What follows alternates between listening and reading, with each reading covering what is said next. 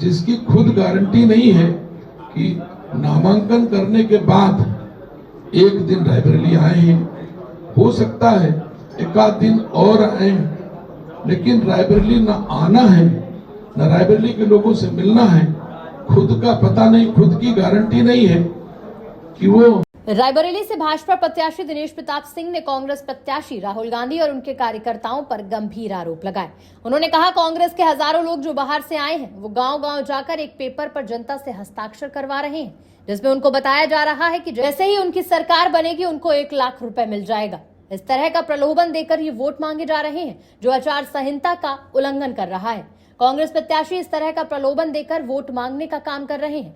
दिनेश प्रताप सिंह ने कहा कि मैं चुनाव आयोग से अपील करता हूं कि कांग्रेस प्रत्याशी और उनके कार्यकर्ताओं पर कड़ी से कड़ी कार्रवाई की जाए। नमस्कार, आप देख रहे हैं इनसाइड न्यूज। 2024 लोकसभा चुनाव को लेकर जहां हर तरफ माहौल गर्म है, वहीं रायबरेली की बात करें और अमेठी की चर्चा करें तो ये दोनों सीटें हॉट सीट मानी गई हैं। रायबरेली की अगर हम बात करें कांग्रेस के घर की, तो ये आरक्षित सीट है कांग्रेस के लिए, जहां सोनिया गांधी लगातार सांसद रही हैं। 2019 में भी लोकसभा प्रत्याशी दिनेश प्रताप सिंह इनके अगेंस्ट थे, लेकिन पूरी तरह दिनेश प्रताप सिंह को हार का मुंह देखना पड़ा। उस वक्त भी भारतीय जनता पार्टी से ये खड़े थे। हम बात करेंगे कांग्रेस की और भाजपा की। कांग्रेस की स्थिति बिल्कुल यहाँ मजबूत है, लेकिन कई ऐसे वीडियो सामने आ रहे हैं जिसमें तुलसी जैसे किरदार की चर्चा हो रही है और वार्षिक 1 लाख रुपए 1 लाख रुपए देने की जो बात कांग्रेस के नेताओं की कही जा रही है, जो मैनिफेस्टो में है कि उन महिलाओं को वार्षिक 1 लाख रुपए दिया जाएगा, तकरीबन 8,500 रुपए माह देने की बात कांग्रेस ने कही है।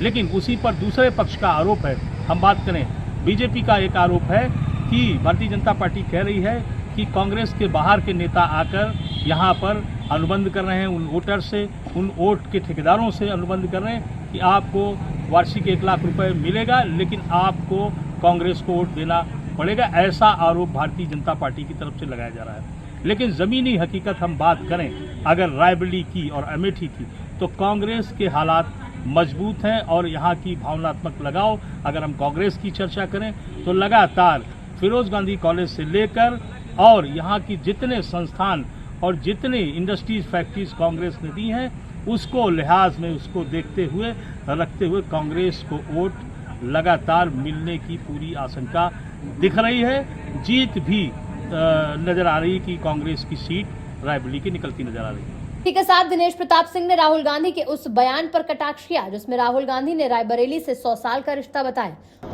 कांग्रेस पार्टी के रायबरेली लोकसभा के प्रत्याशी जिन्होंने जैसे अमेठी को धोखा दिया, जैसे वायनाड को धोखा दिया, वैसे रायबरेली के मतदाताओं को भी धोखा दे रहे हैं। एक